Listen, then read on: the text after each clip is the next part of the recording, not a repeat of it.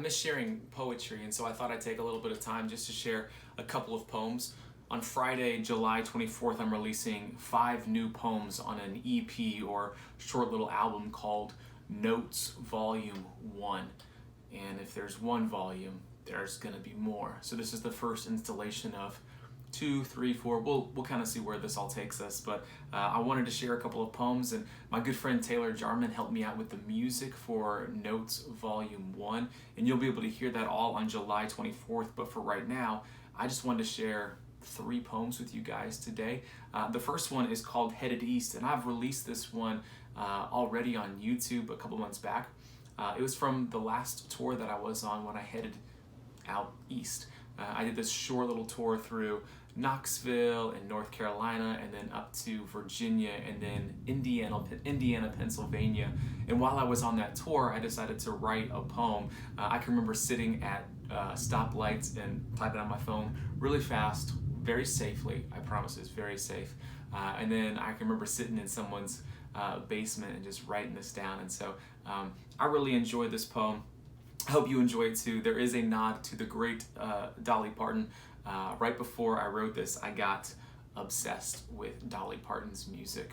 I was a little late to the game, but still made it.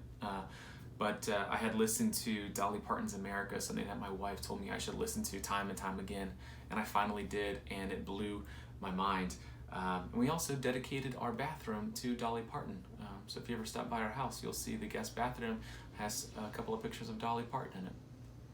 Yeah. Anyway, this one's called Headed East, and it goes like this. I'm headed east beyond my wildest dreams with my loudest fear. Through the twists and turns of Tennessee, I began to see the beauty unfold in a moment of discover. Knoxville felt like home. Spilled my heart and soul to a room full of strangers and a few good friends, and that night, she prayed for doors to open. For there to be a breaking through, break down the barriers, for these words to reach a few, and she spoke the name Father. Like she truly knew him, and she truly knows him. I left before the sun rose as I drove with the windows down. I played some Tyson Matzenbacher as I made my way through the mountains as memories flashed back. I passed through Dolly Parton's hometown and sang, Here You Come Again, as loud as I could again and again. It's been quite some time since my feet felt North Carolina's ground. Asheville holds beauty and wonder, and I wanted her to be here with me. My wife, not Dolly, well, both. And it happened again. That night as I stood in a puddle of the poems I poured out, she prayed over me before they sent me. Their kindness was a gift, something I'll forever miss, but like always, I had to go. Virginia and Pennsylvania called and I answered. A couple cups of coffee and a few hundred miles. I drove through the fog and told my mom. I called Chris and we began to reminisce. I talked to Taylor into the late nights. There is something about the comfort of a friend who helps you remember everything is going to be all right. Through the snow and rain, I made my way straight into the dark of night because I wanted to be by her side. I'll always drive into the night to make it home by tomorrow morning. And I made it home. Just in time to leave again. But pretty soon I'll be singing, Here You Come Again. So that poem is called Headed East. I really enjoyed writing that one. I like writing poems where I can take the emotions that I'm feeling, the truth that I believe, and the nostalgic that just seems to wash over me and kind of wrap it all up into one poem. And hopefully there's some lines in it that you can kind of hold on to and make them your own as well. This next poem, I haven't shared this one anywhere yet, and it's somewhat of a love poem, or close to it. I don't write a lot of love poems, not because I'm not in love, just because I just don't write them. But this one is called I Read Your Poem Yesterday, and yeah, it goes like this. I read your poem yesterday. Your words, like always, were beautiful. And they still, like the last poem you sent, continue to ring inside my mind. I read the 3rd line 4 times before moving on. And I read your poem once more before I walked out the door this morning as if it was my breakfast to go. I'm still digesting them. And that's what's so troubling. I can't decide if I'm reading them how they were written.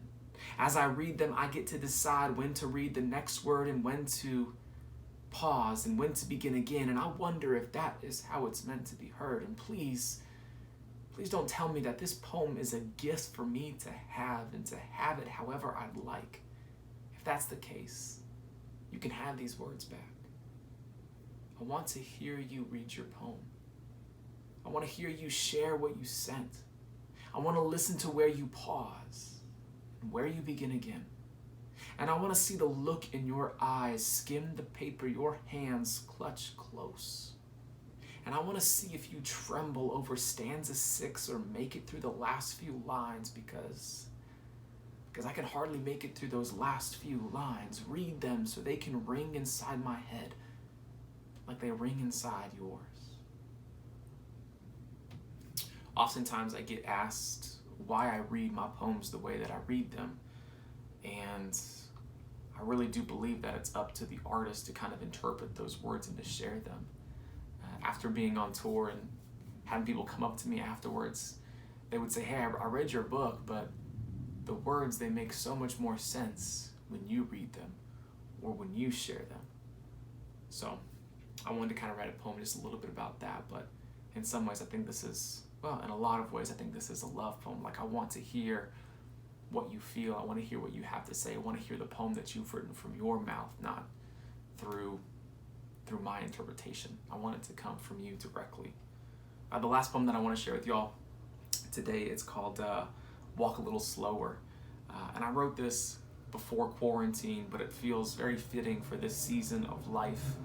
I don't know about y'all, but I crave and desire to slow down, to be at peace, to find rest.